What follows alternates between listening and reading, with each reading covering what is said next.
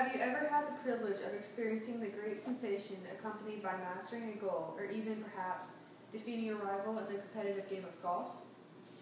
The mental fear of not playing successful can affect one's ability to be victorious in the game of golf.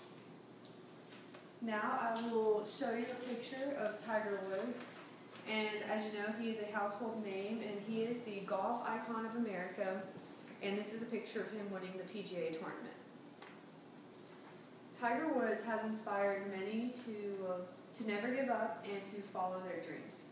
He is a huge golf inspiration for many.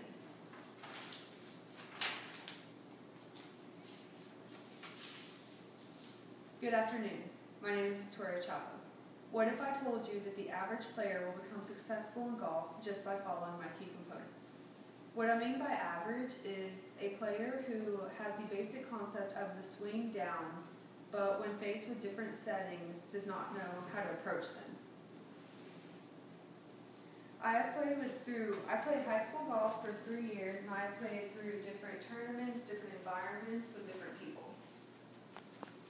I've learned many lessons on and off the course. My lessons that I've learned range from never giving up to maintaining a good composure on the golf course. One would say one would say that through all my tournaments that I am knowledgeable. I did not pursue golf, but I continue to play on the regular. With different diverse coaching styles, I created 3 methods. Achievement with playing golf is in the near future by means of following my key concepts that consist of obtaining different golf settings, defeating mental hurdles, and gaining physical attributes. According to the American Heritage Dictionary of the English Language, golf is described as a game played on a large outdoor course with a series of 9 or 18 holes spaced far apart. The object being to propel a small hard ball with the use of various clubs into each hole with as few mini strokes as possible. In our first setting is going to be the tee off.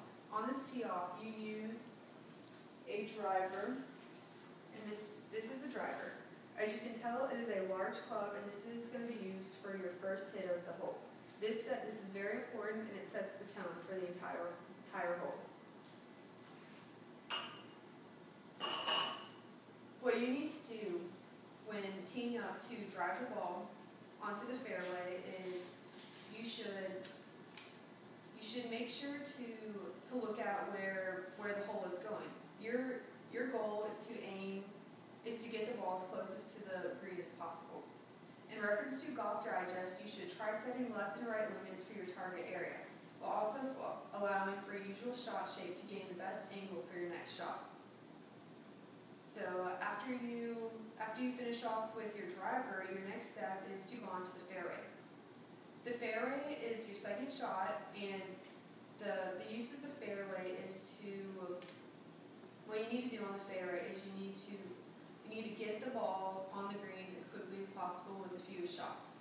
And many golfers come into dilemmas because they figure that it's so close yet so far. So they want to either hit over waters and make that victorious game-winning shot, or in reality they should really just lie up short and risk of getting the ball in the water or facing more difficult obstacles than that. Golfers Digest states that we should ask ourselves, what are the realistic odds of pulling off the shot? If you do not feel comfortable, do not pull the shot. If you do, then pull it off. Our next setting on the hole is the green. Just because you are on the green already does not mean you should take it any less serious. I have made trivial mistakes in my past on the green that could have given me a birdie, but instead gave me a double bogey. These are huge mistakes, and Golfers Digest recommends that you can tell the direction of the green by looking at the tint of the grass. If it's shiny, you're with the green. If it's dull, you're against. So as long as you note the movement in the hole and you line up correctly, you should be able to finish up the hole quickly.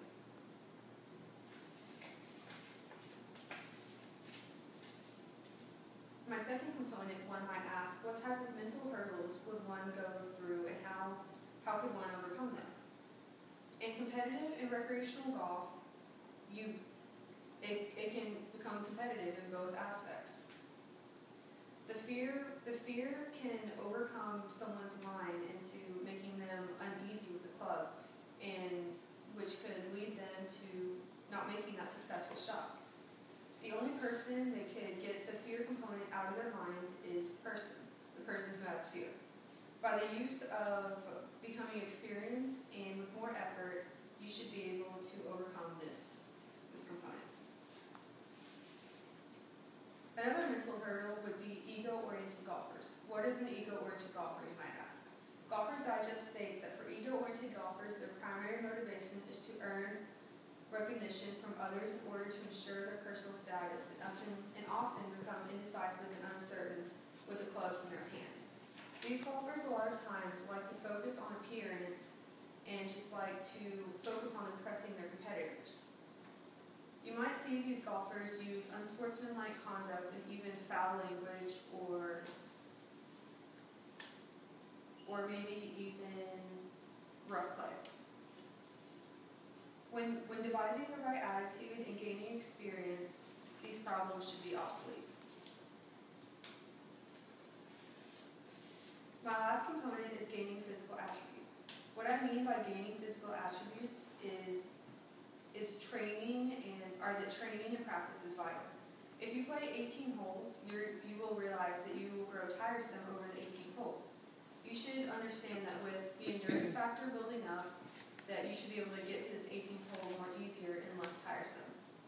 When comparing two golfers alike with the same playing ability, you will notice that one of the golfers who is mentally active versus the one who isn't will end up better in the long run. The golfer that does not have the good endurance will end up starting strong but falling short.